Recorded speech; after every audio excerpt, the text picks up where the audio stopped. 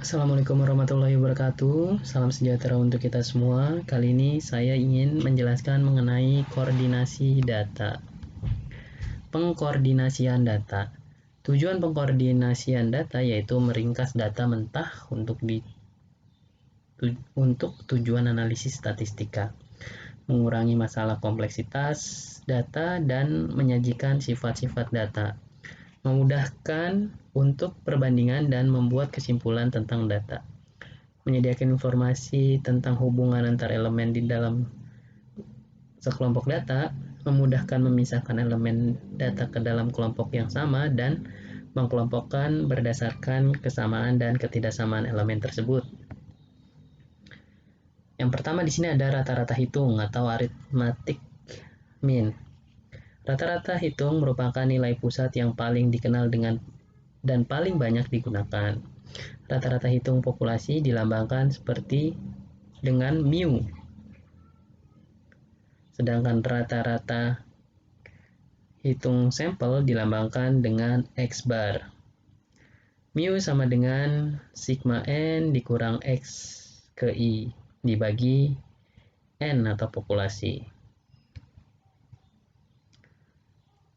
Atau rata-rata hitung sama dengan jumlah semua nilai data dibagi banyaknya nilai data. Contoh aplikasi mu. Di sini kita bisa melihat data nomor 1 sampai nomor 10.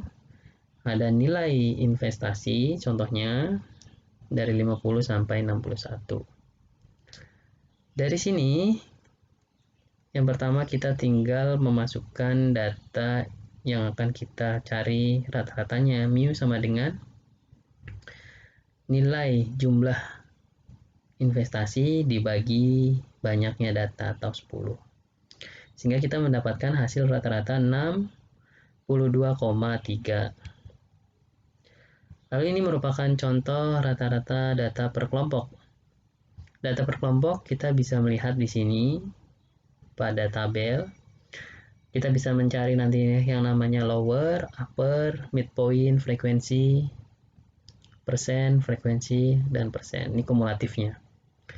Di sini kita bisa melihat data mu dikali. Di sini ada 12 dikali 21 karena midpointnya 21. Lalu 17 dikali 23, midpointnya 23, dan seterusnya. Sehingga kita mendapatkan data frekuensinya 83 dibagi 83 dan data mu-nya kita mendapatkan 26,4. 26,4 ini merupakan data rata-rata per kelompok. Lalu di sini untuk mencari interval kelas.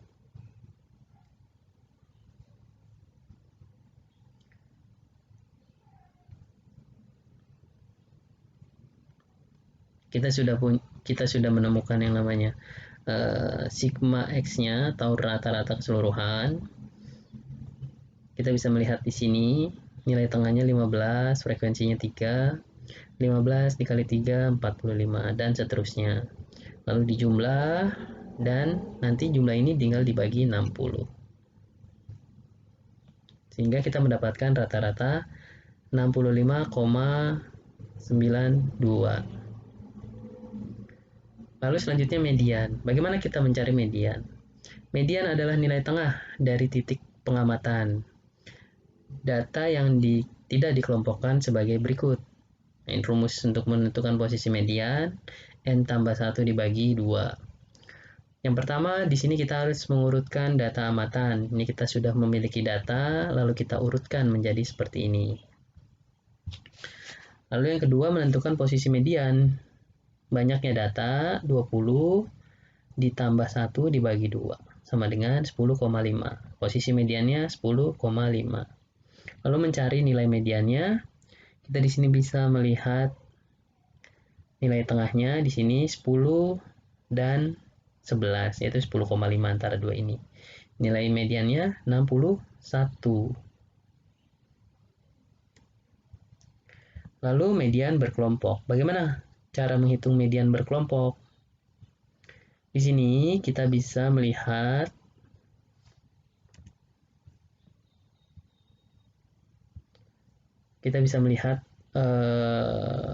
letak median pada data ke-10, yaitu data interval dari 60 ke 65.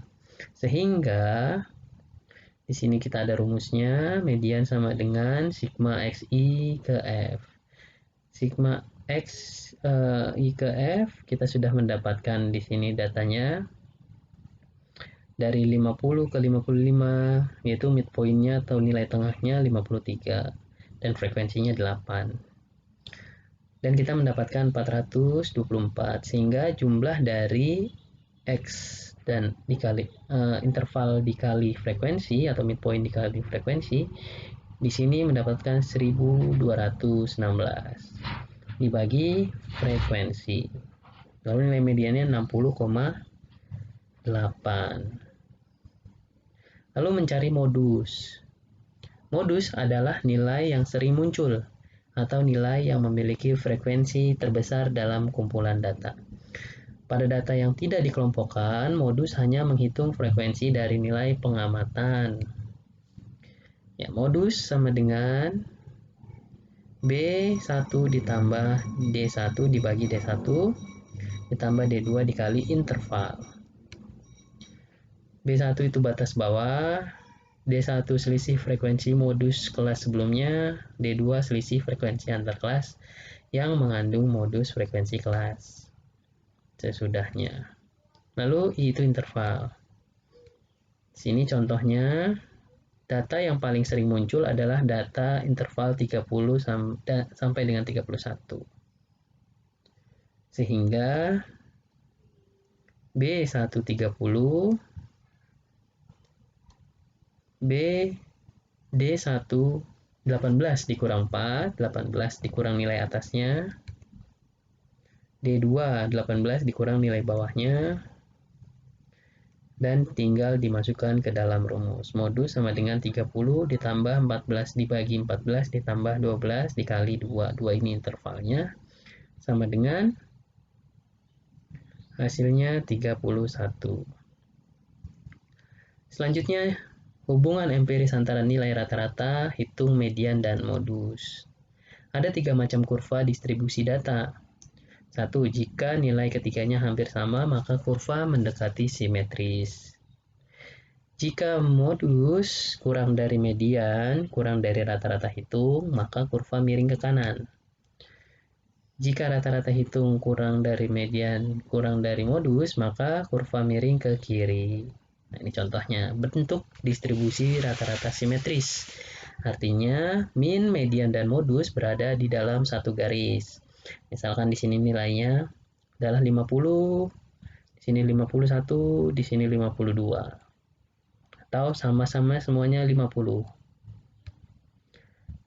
Salah satu ciri distribusi data simetris yang banyak digunakan dalam statistik adalah distribusi normal. Satu data dikatakan normal apabila berdistribusi simetris dan unmodial, memiliki satu modus. Nah, ini bentuk data yang melenceng ke kanan. Dia datanya modusnya berada di sini. Ini bentuk data melenceng ke kanan. Secara umum, data tidak berdistribusi simetris dikenal dengan distribusi melenceng. Data tersebut dikarenakan beberapa data terlalu besar atau ekstrim. Misalkan modus kurang dari median, median kurang dari min. Lalu di sini nilai kuartil, nilai yang membagi sekumpulan data menjadi 4. Yang pertama di sini tahapnya jika sekumpulan data dibagi menjadi 4 bagian yang sama banyaknya sesudah disusun menurut urutan nilainya, ini yang disebut dengan nilai kuartil. Cara menentukan kuartil, yang pertama susun data dari yang terkecil sampai yang terbesar. Yang kedua tentukan letak kuartil, yang ketiga tentukan nilai kuartil. Rumus kuartil untuk data tunggal. Di sini letaknya kita bisa lihat Q ke I, data ke I, N ditambah 1 dibagi 4, karena kuartil itu pembagian 4. Di mana I 1, 2, 3. Ini kita bisa melihat di sini 25% data berada di bawah nilai K1. Lalu 50% data berada di bawah nilai K2. Dan 75% data berada di nilai K3. Kita bisa lihat di sini persentase yang akan ditampilkan kuartil. Dan ini banyaknya data. Lalu kita bisa melihat contoh di sini. Misalkan kita sudah punya data 20, 25, 30 merupakan K1, kuartil 1. Lalu median atau 52 merupakan kuartil 2. Dan 73 merupakan kuartil 3. Bagaimana cara mencarinya? Di sini kita bisa melihat kuartil 1 sama dengan 12. Ditambah 1 dibagi 4. Ya, jadi banyak data dibagi. Tambah 1 dibagi 4. Atau 3 1 per 4. 3 1 per 4 ini ya sama dengan K1 30 ditambah 1 per 4 dikali 38 dikurang 30 sama dengan 32. Lalu di sini kita mendapatkan K2-nya 55. Dan K3-nya kita mendapatkan 70,5, 77,5. Lalu untuk distribusi frekuensi kuartil ke I, ya ini nilai, lalu B itu batas bawah kelas kuartil, P panjang kelas kuartil, N banyaknya data pengamatan, F jumlah semua frekuensi di atas kelas kuartil. F frekuensi kelas kuartil. Sini kita bisa lihat rumusnya, K sama dengan B tambah P dikali XN dibagi 4 dikurang F dibagi F. Langkah-langkah perhitungan di sini, pertama tentukan akumulasi frekuensi, kedua tentukan kelas kuartil diperkirakan berganda, gunakan rumus I dibagi 4 kali N. Tentukan batas bawah kelas kuartil. Lalu tentukan panjang kelas, tentukan jumlah akumulasi frekuensi sebelum kelas kuartil. Yang terakhir, tentukan jumlah frekuensi kelas kuartil. Langkahnya di sini, langkah pertama menghitung akumulasi frekuensi untuk setiap kelas. Kita sudah punya data di sini 30 sampai 40. Kita punya 1, 41 sampai 52 dan seterusnya. Dengan jumlah frekuensinya 80, kita bisa langsung menggunakan rumus. Untuk menentukan letak kelas kuartil yang berada di sini 3 per 4 dikali 80 sama dengan 60. Berarti kelasnya 60 ada di sini. Dari tabel di samping data ke 60 berada pada kelas interval ke-6 yaitu 81 sampai 90. Lalu menentukan batas bawah kelas dari 81. Nah, ini 81-nya kita tentukan batas bawah kelasnya. Hitung selisih dari batas bawah hingga batas atas interval 80 ke 90 sama dengan 10. Lalu menentukan akumulasi frekuensi sebelum kelas kuartil F ya, dan frekuensi kelas kuartil F. Di sini kita F-nya sama dengan 48 dan F-nya frekuensi akumulatifnya ya 48 dan frekuensi F ke I-nya 20. Dari sini kita langsung masukkan ke dalam rumus. KI itu kuartil ke I, B batas bawah, P panjang kelas, N banyaknya data pengamatan, F jumlah frekuensi di atas kuartil, dan F frekuensi kelas kuartil. Kita tinggal masukkan 80 ditambah 10 dikali 3 kali 80 dibagi 4 dikurang 48 dibagi 20. Hasilnya kita mendapatkan 87. Dari hasil di sebelah, maka nilai kuartil ketiga dari tabel distribusi di atas, yaitu di samping, adalah 87. Kita sudah mendapatkan kelas ketiga. Lalu ada yang namanya desil, yaitu nilai-nilai yang membagi sekumpulan data menjadi 10 bagian yang sama. Letak D ke I sama dengan data ke I interval dikali N ditambah 1 dibagi 10, di mana I sama dengan 1,5, di mana I sama dengan 1, 5, dan 9. Lalu persentil yaitu persentase, nilai-nilai yang membagi sekumpulan data menjadi 100. Nah, ini letak PKI data 1 dikali N ditambah 1 dibagi 100. Di mana data I-nya bisa 1, 50, hingga 90%. Nah, ini tugasnya. Saudara akan menentukan rentang data yang terbesar dan terkecil, tentukan banyak kelas, tentukan min, median, modus, dan buat kurvanya, tentukan kuartil, desil, dan persentil. Terima kasih atas kesempatan kali ini. Kurang lebihnya saya mohon maaf. Wassalamualaikum warahmatullahi wabarakatuh. Sampai ketemu lagi di kesempatan berikutnya.